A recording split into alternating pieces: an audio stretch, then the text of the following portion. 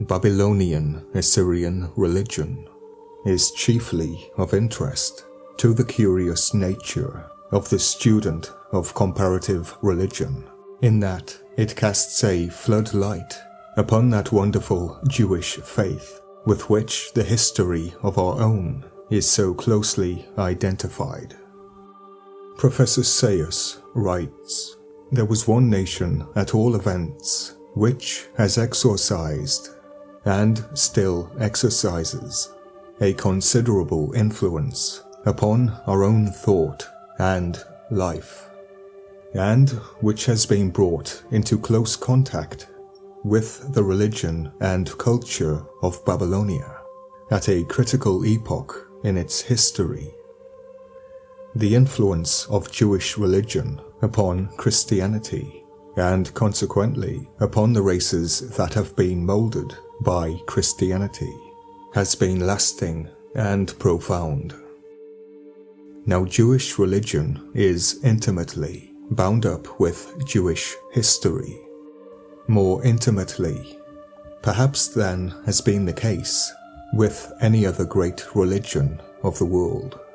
It took its colorings from the events that marked the political life of the Hebrew people.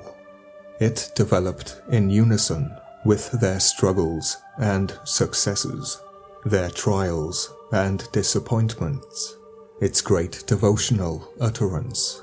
The Book of Psalms is national, not individual.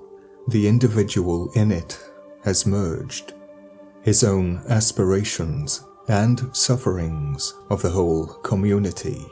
The course of Jewish prophecy is equally stamped out with the impress of the national fortunes. It grows clearer and more Catholic as the intercourse of Jewish people with those around them becomes wider, and the lesson is taught at last that the God of the Jews is also the God of the whole world. He's got the whole world in his hand. Now, the chosen instrument for enforcing this lesson, as we are expressly told, were the Assyrian and Babylonian. The Assyrian was the rod of God's anger, while the Babylonian exile was the bitter punishment meted out, applied to Judah for its sins. The captives who returned again to their own land came back with changed hearts and purified minds.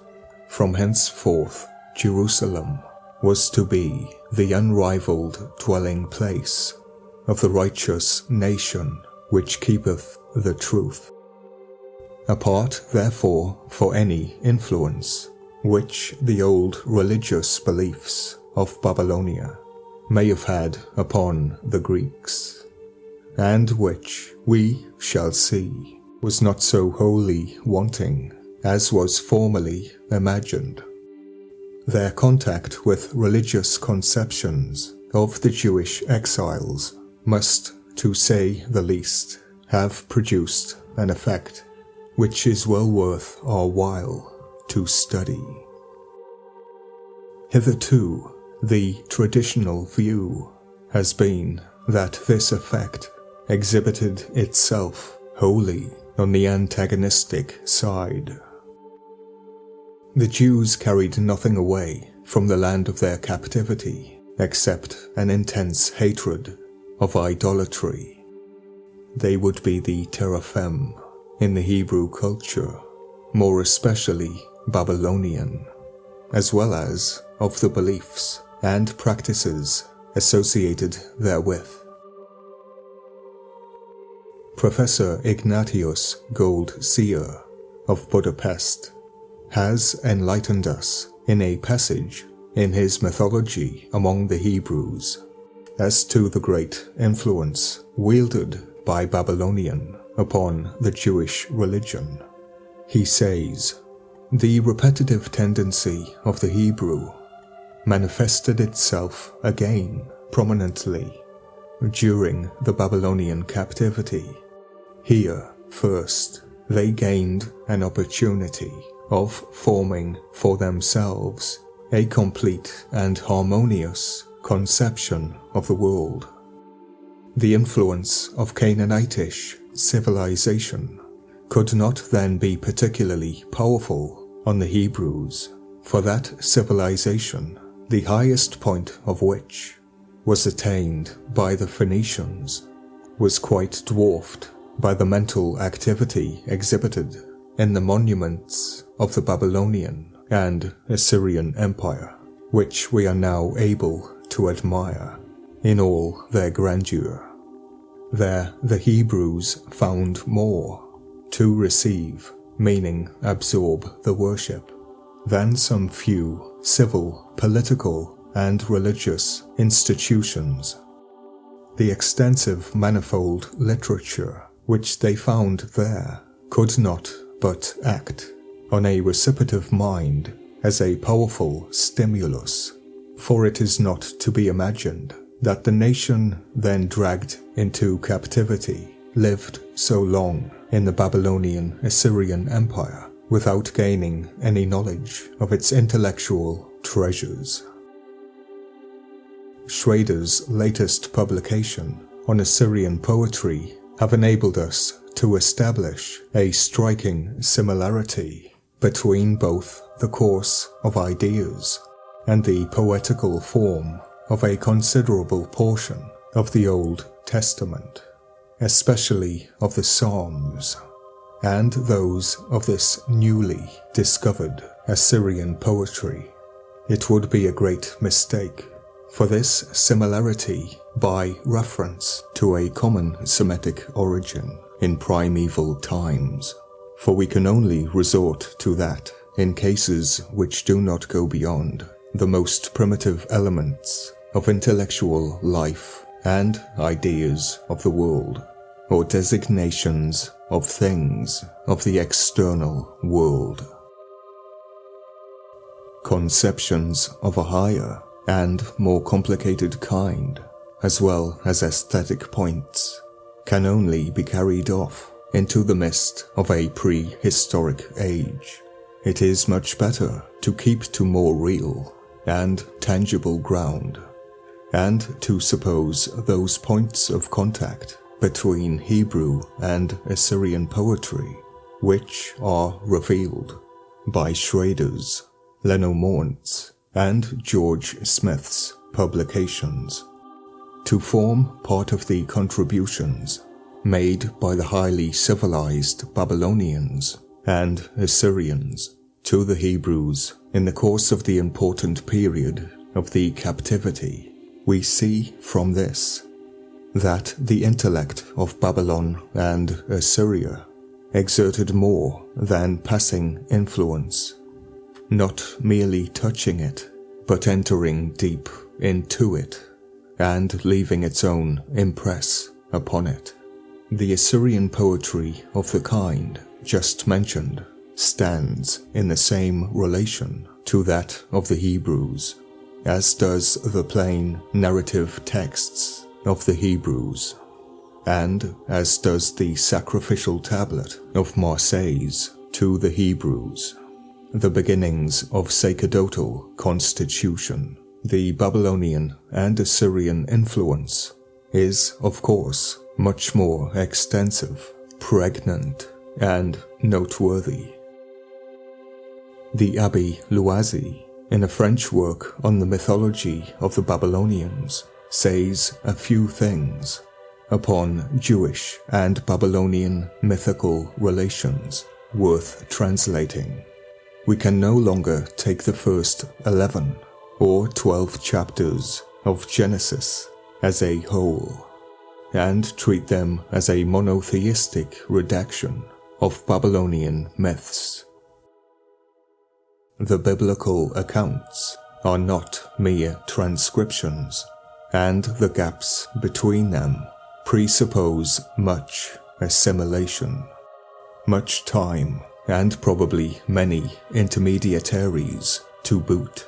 For example, the people who left Babylon, who were then taught a new language, who then picked up the Septuagint which was merged with the Babylonian script, which was bilingual with Sumerian. If the relationship of the biblical narratives to the Chaldean legends, in many respects less intimate than we thought, it now appears to be more general. The creation and the flood, in particular, are still the most obvious parts of resemblance, but the story of Adam and Eve, the earthly paradise, the food of life, and the explanation of death, all of which have sometimes been sought where they are not, are now found where there was no thought of seeking them. For example, the Sumerian tree, where the great serpent resides, not to mention the lion, the eagle, and the bull, and of course, sin. The biblical texts have no literary dependence upon the Babylonian texts. They do not even stand to them in relation of direct dependence in the case of the special traditions they exhibit, but they rest on a similar, we might say common, foundation of Chaldean origin, whose antiquity cannot be even approximately estimated. On the other hand, it appears certain that the period of Assyrian dominance and captivity quickened the recollection of the old traditions and supplemented them by fresh materials which were easy to graft to the ancient stem. We may well believe that the metamorphosis was complete in the oral traditions of the people before the legend was embodied in the biblical narrative. The influence of the Babylonian religion upon other Semitic cults is worthy of notice, although its effect upon the Jewish faith was more marked, I'd say stained, than any other Semitic form of belief. Yet still, through conquest and other causes, it undoubtedly exercised a strong influence upon the surrounding peoples, especially those of related stock. We must regard the whole Asia Minor, or at least its most civilized portion, as peopled by races of diverse origin, who yet possessed a general culture in common. Some of those races, if we be permitted to employ rather time-worn ethnological labels, were Semitic, like the Assyrians and Hebrews. Others were of the Ural-Altaic or Armenoid type, like the Hittites, whilst still others, like the Philistines, appear to have been of Aryan race, resembling the Greek and Gothic culture. But all of these different races embraced a common culture. Their architecture, pottery, weapons, crafts, and laws seem to have come from a common source. And lastly, their religious systems are markedly alike. It would appear that we have been duped into worshipping the Anunnaki, the creatures in the background of religion.